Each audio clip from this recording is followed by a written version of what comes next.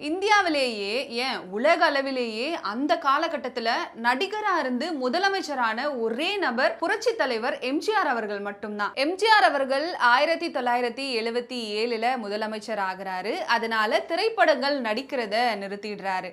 அது மட்டும் இல்லாம தன்னோட 42 வருட நடிப்பு வாழ்க்கையில அவர் இறக்கிறதுக்கு முன்னாடி கடைசியா நடிச்ச படம் தான் மதுரையை மீட்ட சுந்தர பாண்டியன். இந்த படம் 1978ல ரிலீஸ் ஆகுது. அதுக்கப்புறம் எம்ஜிஆர் அவர்கள் 1987ல இறக்குறாரு.